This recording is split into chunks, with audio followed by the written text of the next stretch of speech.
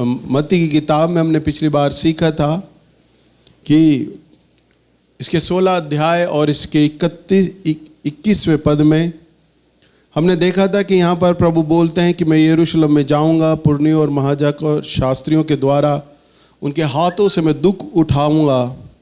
तब पतरस ने बोला और उसे झिड़कने लगा अलग ले जाकर कि प्रभु ऐसा ना हो कि ये तेरे साथ ये विपत्ति घटे, तेरे साथ ये दुख आए। तब आपको ध्यान होगा प्रभु यीशु मसीह ने पतरस को डांटा, झिड़का, बोला कि तू परमेश्वर की बातों पर नहीं वरन मनुष्य की बातों पर मन लगाता है। हालेलुया। आप ध्यान कीजिएगा, शैतान जो है वो संसार का शासक है। किसका शासक है? संसार का। और वो मनुष्य के विषय में एक बात अच्छे से जानता है कि मनुष्य जो है ना संसार की बातों की ओर जल्दी आकर्षित हो जाता है। वो हमारी कमजोरी को जानता है। और आज अगर आप देखें तो आप जितने भी लोग यहाँ पर हैं, जब हम प्रार्थना में बैठते हैं और प्रार्थना करते हैं तो अगर आप पाएंगे ना तो आपकी प्रार्थनाओं में सांसारिकता ज़्यादा होती है, आत्मिकता बहुत कम होती है। भले ही आप आराधना भी कर रहे हैं, अच्छी आराधना थी, परंतु अगर आपकी प्रार्थनाओं के विषय हों, आपकी प्रार्थनाओं के विषय क्या होते हैं? प्रभु मुझे चंगा कर दे, मेरी पत्नी को चंगा कर दे, मेरे बच्चों को चंगा कर दे, ये प्रार्थनाएं होती हैं। अब इन दिनों बच्चों के पेपर आ रहे हैं, हमारे बच्चों के अच्छे नंबर आ जाएं, हमारे बच्चों के अच्छे मार्क्स आ जाएं, अच्छे से इम्तिहान दे सकें, मेरा काम धंधा अच्छा चलता रहे, मेरी नौकरी अच्छी चलती रहे, मेरी बिटिया का अच्छे से रिश्ता लग जाए, अच्छा ब्याह हो जाए, ब्याह के लिए अच्छे पैसे आ जाएं। यानी तमाम वो बातें जो संसार में हैं, हम उन बातों को मांगते रहते हैं। और याद करिए, शैतान इस बात की कमजोरी को जानता है कि आप आत्मिक बातों को ना मांगकर संसार की बातों में अभी तक उलझे पड़े हैं, क्योंकि वो संसार का सरदार है, शासक है। प्रभु ने उसे स्वर्ग से निकालकर पृथ्वी पर भेज दिया, फेंक दिया उसे। अब उसका अधिकार जो है ना संसार पे है, पृथ्वी पर है। स्वर्ग पे अधिकार नहीं है उसका, पृथ्वी पर है। और वो अपना अधिकार, अपनी प्रभुता बनाए रखने के लिए उन लोगों को देखता है कि जहां पर वो कमजोर पड़ रहे हैं। एक बात आप ध्यान करिए, शैतान केवल आपकी कमजोरी को देख लेता है, बस आप कहां पर कमजोर हैं, जीवन के किस भाग में, किस हिस्से पर कमजोर हैं, और उसे कहीं हमला करने की जरूरत नहीं होती, वो सिर्फ आपकी कमजोरी को देखता है। जब मैं छोटा था, जब मैं टीन एज में था, 18-19 साल का, तब मैं कराटे सीखा करता था। तो कराटे के अंदर एक चीज सिखाई जाती है कि जब हमारे में कराटे के अंदर जब फाइटिंग होती थी तो ये देखा जाता था कि उसका खड़ा होने का तरीका कैसा है, किस एंगल पे वो खड़ा है, कहाँ उसके पैर कमजोर पड़ रहे हैं, वहां पर अटैक किया जाता था, उस हिस्से पे अटैक किया जाता था। अगर आप दो पहलवानों को देखोगे तो दो पहलवान जब आपस में लड़ते हैं ना तो एक दूसरे में सर घुसा देते हैं बिजारों की तरह, और यूं करके लड़ रहे होते हैं। तो वो जो सर उन्होंने घुसाया होता है ना, किस लिए घुसाया होता है? नीचे सर क्या होता है, वो एक पहलवान दूसरे पहलवान के है ना पैरों को देख रहा होता है, और वो आपने देखा होगा यूं करके हिला रहे होते हैं, चला रहे होते हैं एक दूसरे को। तो क्यों पहलवान एक दूसरे के पैरों को ना देखता है, कहां इसका पैर कमजोर पड़ रहा है, कहां अब इसने पैर उठाया। जब ये वाला पैर रख रहा है और ये वाला पैर अभी हवा में है, तो इसका मतलब अभी ये वाला पैर पूरी तरह ताकत में नहीं आया। तो वहीं से वो दांव खेलता है दूसरा पहलवान, और उसको उठाकर एकदम से चित करता है। तो कमजोरी ढूंढ रहा होता है एक पहलवान। तो शैतान भी क्या है, हमारे उस हिस्से की कमजोरी को देखता है। उसे हमारी खूबियों से लेना देना नहीं, हमारे गुणों से लेना देना नहीं, वो तो बस उस वीकनेस को ढूंढता है, तुम कहां पर कमजोर हो। और जब आप चर्च आते हैं, जब आप प्रभु के दास के पास आते हैं, बहुत गूढ़ बात इस समय पवित्र आत्मा मुझे बोल रहे हैं आपको कहने के लिए, इसलिए ध्यान से इस बात को सीखो। जब आप प्रचारक के पास आते हैं और अपनी बातों में सांसारिकता रखते हैं, भैया मैं बीमार हूं, आप मेरी प्रार्थना कर दो, आप मेरे लिए प्रार्थना कर दो। कई लोग आते हैं नीचे, मुझसे भी प्रार्थना कराते हैं, अपने स्थानीय प्रचारक से भी प्रार्थना कराते हैं। वो आपकी बातों में सांसारिकता होती है, और इसलिए जब आपके लिए भविष्यवाणी भी जब होती है तो वो परमेश्वर आपके भीतर ये बात देखता है कि आप तो आत्मिक तो है नहीं, सांसारिकता है। तो परमेश्वर भविष्यवाणियों में भी सांसारिकता ही वाली बात करते हैं आपसे। तो अपने कर्जे को लेकर रो रही है, तो तेरा कर्जा परमेश्वर दूर कर देगा।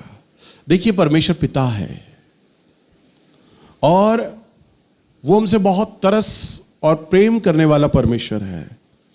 और वो देखता है ना कि तुम्हारी जो डिमांड है वो बालकों की तरह, बच्चों वाली है, तो भी वो उसे पूरा करने के लिए तैयार है, क्योंकि वो बाप है और उसे आनंद मिलता है हमारी हर ख्वाहिश को पूरा करने के लिए। परंतु ये तो बच्चों को सोचना चाहिए ना कि हम जिसके पास खड़े हैं, जिससे मांग रहे हैं, हम क्या मांग रहे हैं। हम अपनी प्रार्थना के अंदर आमीन शब्द बोलते हैं। आमीन का मतलब होता है तथास्तु, ऐसा ही हो जाए, हम जो मांग रहे हैं। तो आप अपनी प्रार्थना में जब सांसारिकता मांगते हैं, प्रभु जी मेरा रोजगार नहीं चल रहा, मेरा रोजगार अच्छा चल जाए, तो वो आपको रोजगार का आशीष देता है।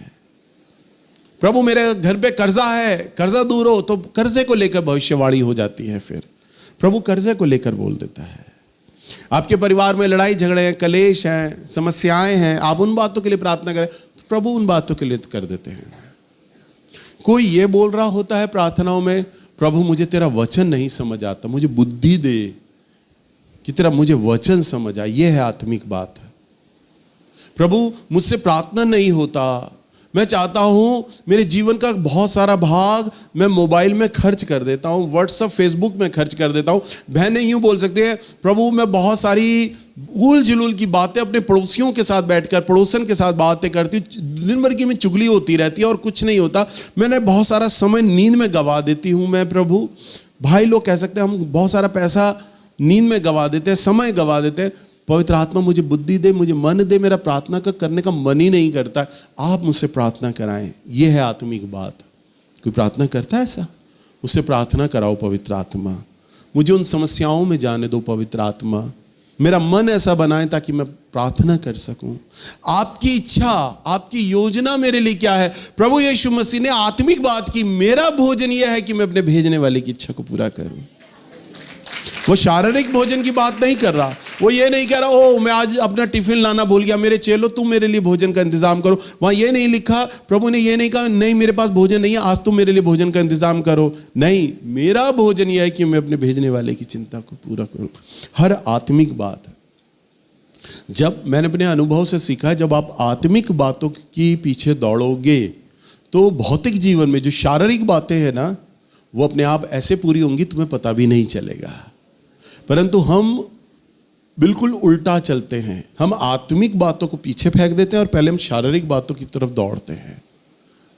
अच्छी नौकरी हो, अच्छी बहू मिले, अच्छा दामाद मिले, अच्छा पैसा मिले, अच्छा घर मिले, अच्छी नौकरी मिले, अच्छा व्यापार चले, चंगाई हो, पैसा हो, सारी बात यह संसार की मांगते हैं। और शैतान इस बात को जानता है कि तुम संसार में फंसे हो ना, और जब आप किसी प्रभु के दास के पास जब आते हो ना अपना प्रार्थना का निवेदन लेके, तो आप जैसे अपना मुंह खोलते हो, भैया प्रार्थना करें मेरे पास पैसा नहीं है, शैतान सुन लेता है उस बात को। अच्छा पैसा नहीं है, इसका मतलब ये भी संसार की बातों में उलझा हुआ है।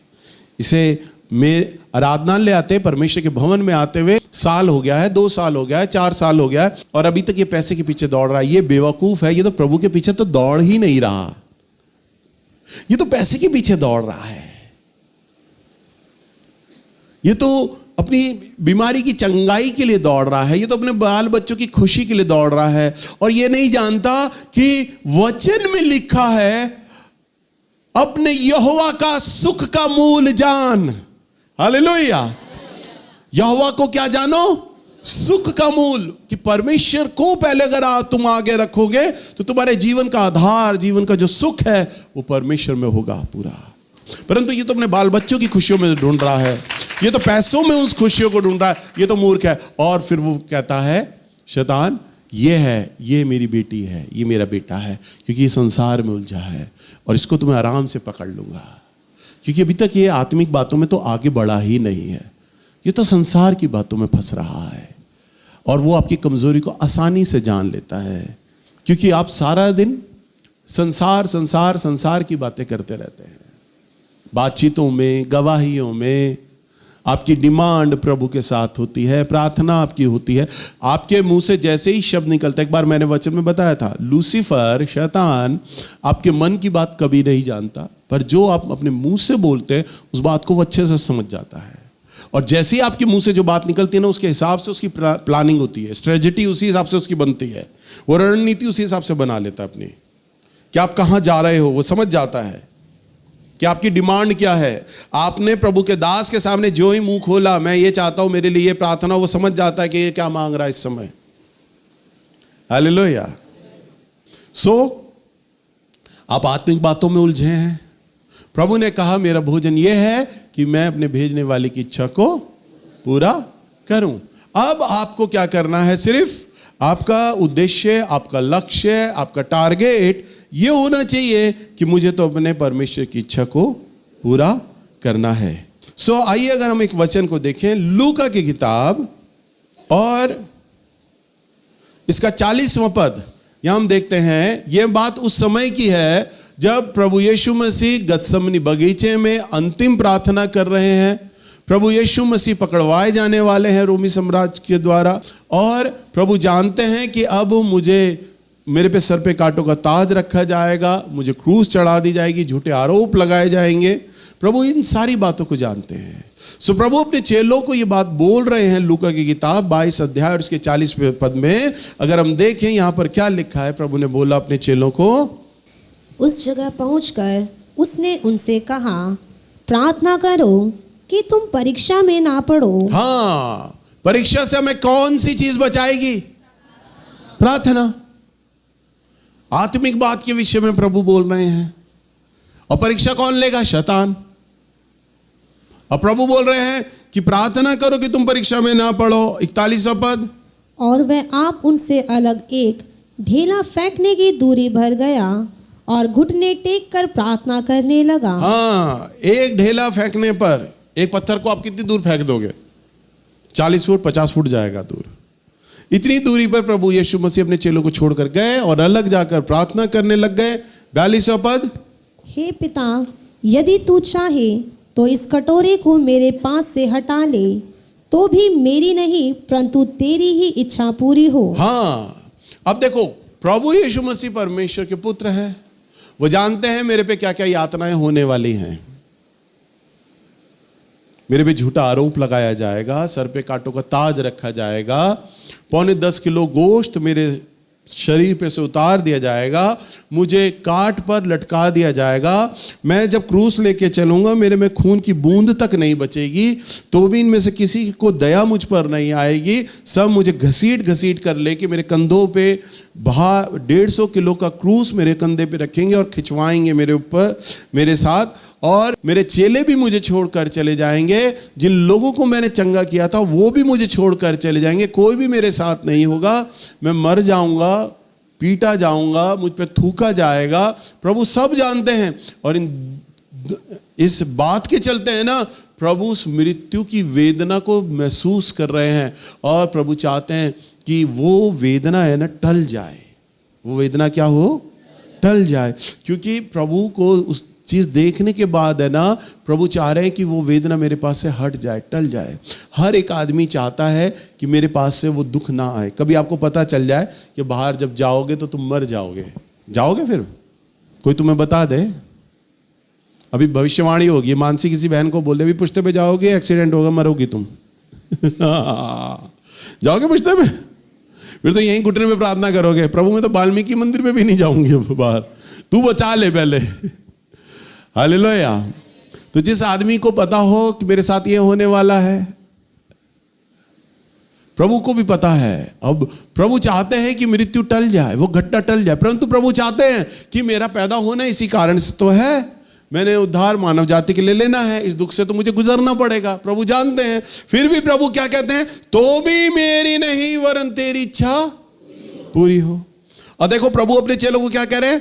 पहले, इससे पहले क्या कहा? प्रार्थना करो ताकि तुम परीक्षा में ना पड़ो। अगर संसार की बात मानोगे तो शैतान तुम्हें परख लेगा, परीक्षा में ले लेगा, समस्या में ले आएगा। और प्रभु देखो यहां पर थोड़ा सा संसारिकता में आने लगे थे, परंतु प्रभु ने अपने आप को संभाल लिया। ये मृत्यु का प्याला मेरे पास से हटा ले। वो जीना मांग रहे थे, ये हटा ले, फिर तो भी मेरी नहीं वरन तेरी इच्छा पूरी हो। हमने ये बात है ना, काजल ने भी बड़ी जल्दी पढ़ दी, मैंने भी बड़ी जल्दी पढ़ी और बड़ी जल्दी आपके सामने बोल दिया, परंतु इस बात को है ना बहुत सारा समय लगा। दूसरी किताब में तो ये लिखा है, और प्रभु जब प्रार्थना कर रहे थे ना तो उनका पसीना मानो लहू की बूंद बन बनकर चट्टान पर गिर रहा था।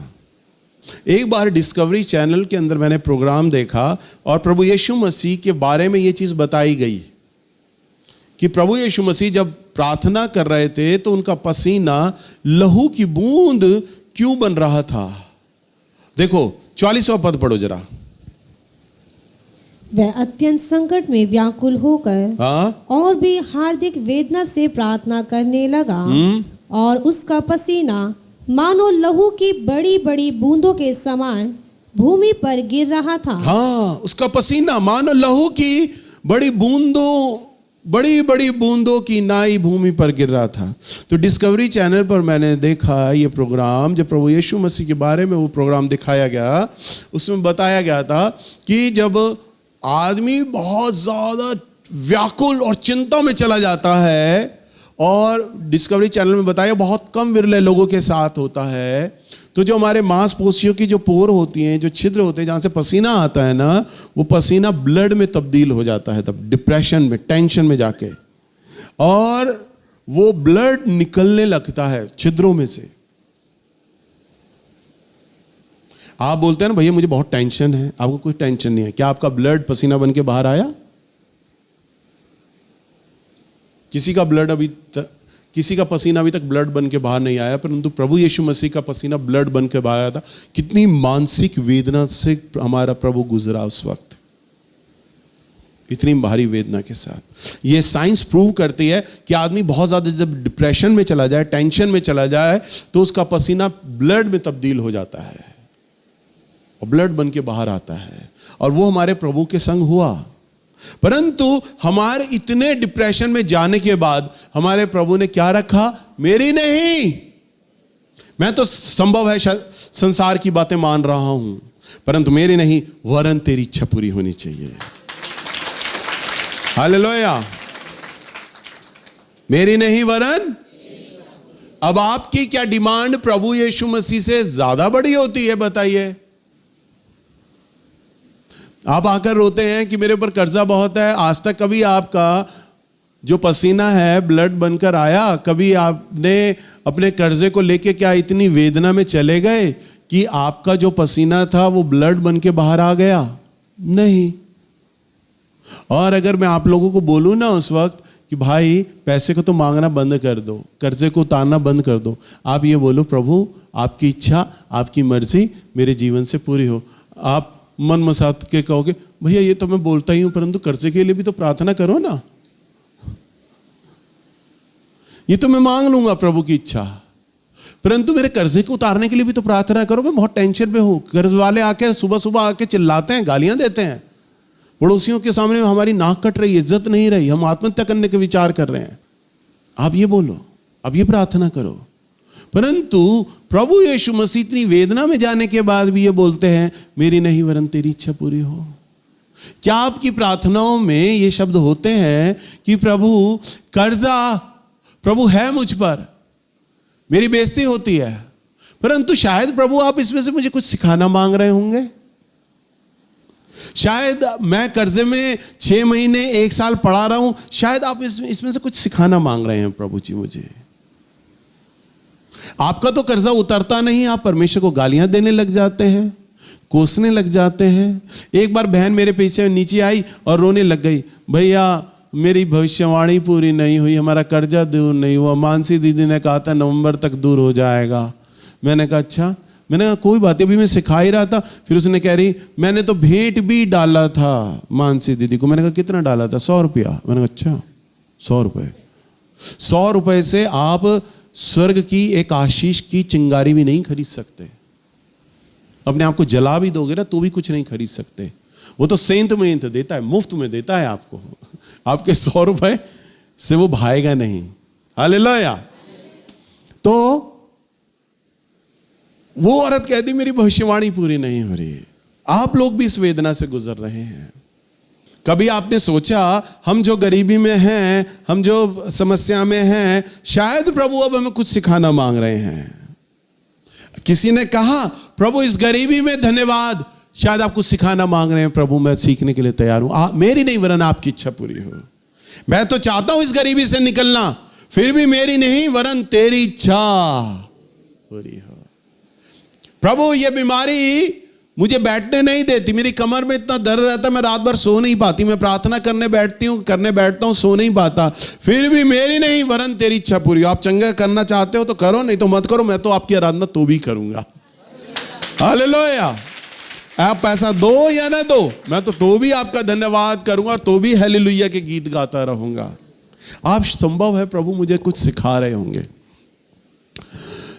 आपने जीसस कॉल्स मिनिस्ट्री का नाम सुना है, ब्रदर दीनाकरण का, ब्रदर डीजीएस दीनाकरण। अब उनके बेटे हैं पॉल दीनाकरण। ब्रदर डीजीएस दीनाकरण लाखों लोगों के लिए प्रार्थना करते थे और भविष्यवाणी करते थे। बहुत बड़े प्रॉफिट रहे हैं भारतवर्ष के। और जब वो प्रार्थना करते थे तो नाम ले लेकर बुलाते थे लोगों को, नाम लेते थे, बहन शांति तेरे हार्ट में छेद है और प्रभु तेरे हार्ट के छेद को चंगा कर रहा है। बहन सुलोचना तू व्हील चेयर पर आई हुई है और फलानी रो में तू बैठी हुई है और व्हील चेयर पे प्रभु तेरी व्हील चेयर को इस समय दूर कर रहा है, तेरे टखनों में ताकत दे रहा है। यूं बोला करते थे और लोग चंगे हो रहे होते थे। परंतु उनको डायबिटीज थी, हार्ट का रोग उन्हें हो गया था, कई बार एक्सीडेंट हो गए थे, उनके पैरों में ताकत नहीं थी।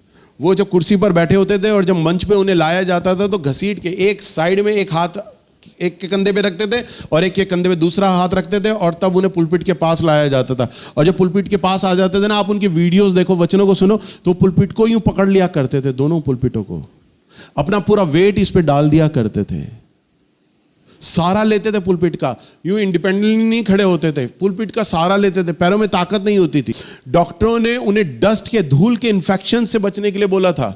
डॉक्टर ने बोला था हर जगह जाओ तो एसी होना चाहिए तुम्हारे साथ, एयर कंडीशनर होना चाहिए, डस्ट का धूल नहीं होना चाहिए। उन्हें एलर्जी बहुत जल्दी हो जाती थी। और एक बारी तो वो बीमार हो गए, 1.5 महीने तक बीमार रहे। और वो अपनी गवाही में बताते हैं मैं 1.5 महीने तक इतना बीमार रहा, रोता रहा, दर्द के मारे कर्राता रहा। कह रहे 40 दिन हो गए थे मैं सो नहीं पा रहा था दर्द के मारे। डॉक्टर मुझे इंजेक्शन लगाते थे, नींद का मुझे नींद ठीक से आती नहीं थी, मैं कर्राता रहता था दर्द में। कह रहा और एक दिन प्रभु यीशु मसीह मेरे पास आए और प्रभु यीशु मसीह ने कहा मेरे पुत्र आज का दिन तुझे मालूम है क्या है? उन्होंने कहा प्रभु मैं तो 40 दिन से दर्द की वेदना में तड़प रहा हूं, मुझे मालूम ही नहीं आज का दिन क्या है। कह रहे आज तेरा जन्मदिन है और मैं तुझे विश करने आया हूं। मेरे प्रभु को 40 दिन बाद याद आता है कि मेरे भक्त का जन्मदिन है। और प्रभु यीशु मसीह कहते हैं मेरे पुत्र संसार भर में तेरे लिए प्रार्थनाएं की जा रही हैं और तेरे लिए इतनी प्रार्थनाएं कर रही हैं कि मैं पूरा प्रार्थनाओं से ढक गया हूं और मैं चाहता हूं तू फिर से चंगा हो जा और मेरी सेवा कर। और प्रभु यीशु मसीह ने हाथ बढ़ाया और उन्हें बिस्तर से खड़ा कर दिया और वो चंगे हो गए और चलने लगे। एक बार वो बताते हैं कि मेरी लड़की पहली बार 19 साल की लड़की थी, उसने अपने पापा की चंगाई सभा कभी नहीं देखी थी, कभी नहीं देखी थी उन्होंने अपनी चंगाई सभा। और उसने पापा से कहा कि पापा मेरी पढ़ाई खत्म हो गई है, मैं आज आपकी हीलिंग मीटिंग देखना चाहती हूं। उन्होंने कहा हाँ बेटा तू चल। और वो अपनी बेटी को एयरपोर्ट से लेकर वो चंगाई सभा जा रहे थे। परंतु प्रभु यीशु मसीह ने पहले ही उन्हें बोल दिया था कि मैं तुझसे तेरी ये बेटी ले लूंगा और तुझे तेरी दूसरी बेटी दूंगा। फिर यानी उनकी बेटी का नाम इवेंजलिन था और जब बहू आई तो इवेंजलिना आई, नाम के अंदर हल्का सा फर्क। परंतु प्रभु ने कहा मैं ये बेटी ले लूंगा तुझे दूसरी बेटी दूंगा, यानी बहू के रूप में।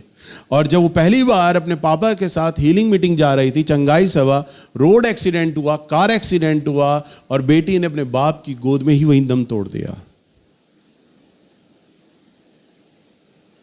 ब्रदर दीनाकरण बहुत चिंता में चले गए और काफी दिनों के बाद वो अपनी पुस्तक में लिखते हैं जब मैं एक चंगाई सभा में बैठा हुआ था और आराधना हो रही थी और लाखों लोग बैठे हुए थे और मेरा नाम अनाउंस किया गया कि अब कुछ ही देर में ब्रदर प्रभु के दास ब्रदर दीनाकरण हमारे सामने संदेश देंगे और प्रचार करेंगे। कह रहे उन्हें अपनी बेटी की याद अचानक आने लग गई और जब बेटी की याद आने लग गई, उन्होंने ऑर्गेनाइजर को कह दिया मैंने प्रचार नहीं करना, मैं प्रचार देने की कंडीशन में नहीं हूँ, मुझे अपनी बेटी की याद बहुत आ रही है। और वो मंच पे रोए जा रहे।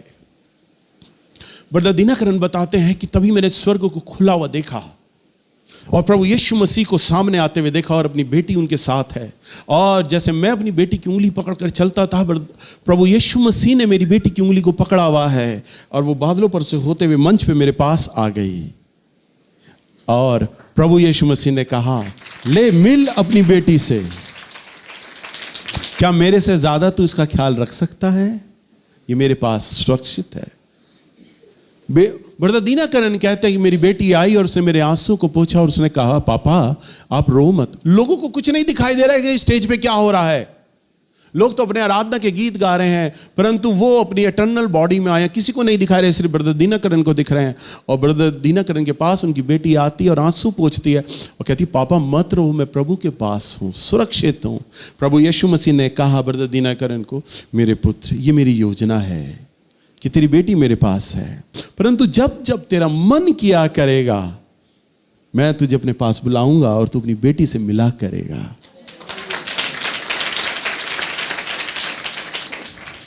और तब फिर जोश के साथ खड़े हुए, क्योंकि उन्होंने अपनी बेटी को रूबरू अपने सामने स्टेज पे देख लिया।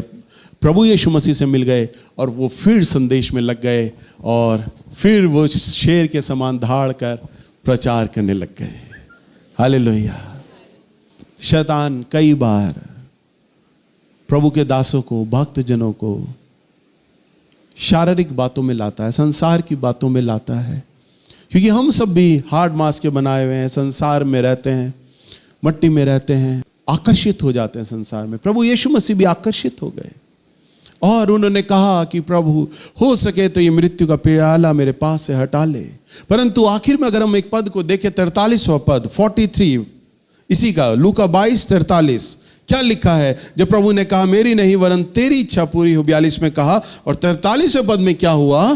तब स्वर्ग से एक स्वर्गदूत उसको दिखाई दिया जो उसे सामर्थ देता था। हाँ, देखो प्रभु ने पहले क्या बोला? ये प्याला मेरे सामने से हटा ले, फिर भी मेरी नहीं वरन तेरी इच्छा पूरी हो। और जब प्रभु ने अपनी इच्छाओं को प्रभु की इच्छा में तब्दील किया कि मेरी नहीं वरन तेरी इच्छा पूरी हो, लिखा तब, कब? जब प्रभु ने अपनी इच्छा को प्रभु की इच्छा में तब्दील किया, तब लिखा तब, तब, तब, कंडीशन है वहां, तब स्वर्ग से एक दूत उसको दिखाई दिया। जैसे ब्रदर दिनकरन बेटी के मुंह में आकर टूट गए, तो प्रभु यीशु मसीह बिटिया को लेकर मंच पर आ गए, और वैसे ही प्रभु यीशु मसीह भी जब टूट गए तो स्वर्ग से एक दूत दिखाई दिया जो प्रभु यीशु मसीह को सामर्थ देता था। हालेलुया। जब उसे सामर्थ देता था यीशु को, तो दूत कब दिखाई देता है? जब आप अपनी इच्छाएं प्रभु के आगे रख देते हैं। प्रभु मुझे बहुत जरूरत है इस चीज की, मुझे बहुत जरूरत है, फिर भी मेरी नहीं वरन आपकी इच्छा पूरी हो। मुझे चंगाई की बहुत जरूरत है प्रभु, दर्द बर्दाश्त नहीं है मुझसे। प्रभु यीशु मसीह ने कहा तुझे मालूम है आज क्या दिन है? तेरा जन्मदिन है। वो तब दिखाई देता है जब वेदना से हम परे चले जाते हैं। जब ब्रदर दिनकरन ने एक बार भी नहीं कहा कि मैं अब से तेरी सेवा नहीं करूंगा, तुझे मेरा दर्द दिखाई नहीं देता है। लोग तो मेरे पास नीचे आकर शिकायत करते हैं, हमने तो 100 रुपया भेंट में डाला था, हम तो दशमांश भी देते हैं, हम तो भेंट भी डालते हैं, हम तो चर्च भी आते हैं, तो हमारे ऊपर ये गरीबी क्यों है? जैसे मुझे या मेरे परमेश्वर को बातें गिनाई जाती हैं कि हम ये कर्म करते हैं। ब्रदर दिनकरन के मुंह से एक चीज नहीं निकली, प्रभु मैंने तो अपनी बेटी को भी तेरे राज्य के लिए गवा दिया, मैंने अपना नाम अपमान सब गवा दिया, तेरी सेवा कर रहा हूं प्रभु जी निष्कलंक होके, फिर भी मैं वेदना में क्यों हूं? अगले ने कहा मेरी नहीं वरन तेरी इच्छा पूरी हो।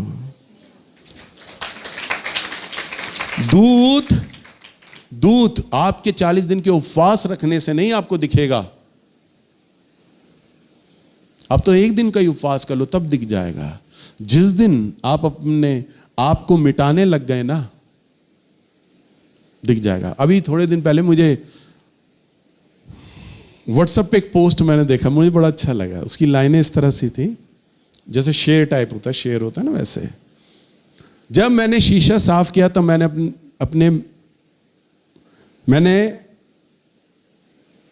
अपने आप को देखा। जब मैंने शीशा साफ किया मैंने मैं को देखा, यानी मैंने अपने को देखा। और जब मैंने अपने को साफ किया तब मैंने तुझे देखा। हालेलुया। यानी जब मैंने शीशा साफ किया तो मैंने मैं को देखा, और जब मैंने मैं को साफ किया यानी मैंने अपने आप को साफ किया, यानी मैंने अहम, मेरा ईगो, मेरी बातें, जब मैंने मैं को साफ किया तो मैंने तुझे देखा। और जब आप अपनी मर्जी को कुचल देते हैं, अपने आप को मार देते हैं, प्रभु की इच्छा को रखते हैं ना, मैं कहता हूं आपका 40 दिन नहीं, पहले ही उपवास में दूत आपको दिखाई दे जाएगा। क्योंकि आपने अपनी मैं को मिटा दिया है, आपने अपनी बातों को मिटा दिया है, आपने प्रभु की बातों को पहले रख दिया है। प्रभु आपकी इच्छा पूरी हो।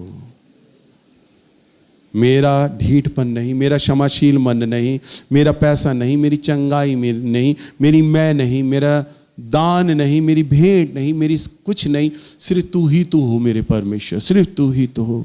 प्रभु कहता है तूने मेरी इच्छा को सम्मान दिया है, मेरा दूत अब तुझे दिखाई देगा, मेरा दर्शन अब तुझे दिखाई देगा। हालेलुया। आप 40 बार, कई बार उपवास कर लो, प्रभु का वस्त्र का छोर भी नहीं छू सकते, पकड़ भी नहीं सकते, देख भी नहीं सकते। आज का वचन को अगर आपने अपने जीवन में पूरा घोंट लिया और उसके अनुसार आप चलने लग गए ना, तो दूतों को आप महसूस करने लग जाएंगे, देखने लग जाएंगे। क्योंकि अब आप अपने लिए नहीं जीते, अब तो आप प्रभु के लिए जीते हैं। हालेलुया।